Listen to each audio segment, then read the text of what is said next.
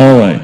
Well, after the eclipse, my wife and I, we observed the eclipse in Wyoming, and we decided to make a more thorough vacation of it, and so we went up to Yellowstone, where she took a picture of the Old Faithful guy.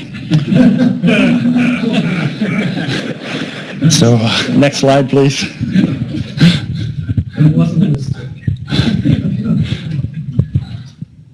All right, this is the Ninina event.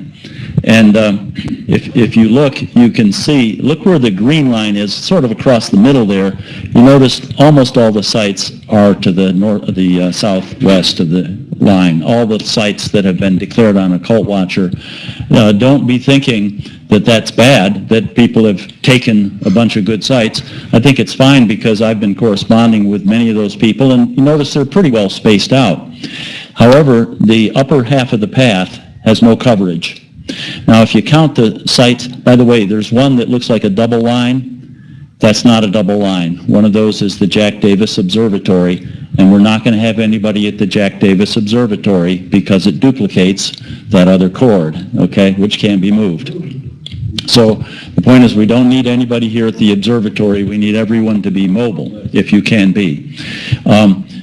If I'm in front of the camera here, maybe I can. Anyway, so let's count them. Let's see, right up above. If you come over here and use the mouse, you can actually put a mouse on the screen that everybody will be able to see. Bring the mic with you. Oh, okay. Just operate from over here. We All right. See you. That's a big drawback. Oh, that's a horrible drawback, I'll tell you what. Okay. Now, the only problem is that we've lost the connection here. All right. There you go. I always pull on cords. I'm like a cat. Yep. Okay, right up here, near the center line, we have a cord. I think that's Chad Ellington, if I remember correctly. Anyway, we got 1, 2, 3, 4, 5, 6, 7. So we see 7 sites, pretty much covering the southwest part of the track. Now, I have selected a site here. Is the mouse showing? No, my cord's not showing. We just entered. All right, well, I've got a site selected here and a site in the middle of this gap and a bunch of sites up here, something like 13 sites in all. And that I've actually selected and visited, and they're all good sites, and they're all relatively isolated, and they're all easy to find if you have a GPS device in which you can put in coordinates.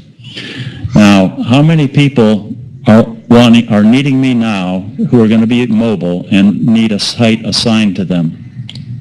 All right, so we've got 1, 2, 3, 4, 5. Anyone else? Just 5 sites, and then there's me. So I'm going to go to the furthest one, way up here beyond the blue line. It's off the map. I'm going to go way up here, okay, and cover the 1 sigma zone up there. But, in view of the fact that we're only going to assign 5 other sites, it makes a lot of sense to try to put them over this I-80 area because the coverage in this section is already good enough. You see what I'm saying? So I want to distribute all 6 of us up to this side of the path if we can. By the way, the weather probably is going to be a little better up in the desert than it is here next to the mountains because here we still suffer from some orographic effects due to our proximity to the Sierra Nevada. So I want to assign sites up here. Now, none of the sites are difficult. None of them need 4-wheel drives, but they all need GPSs. Okay, that's the key.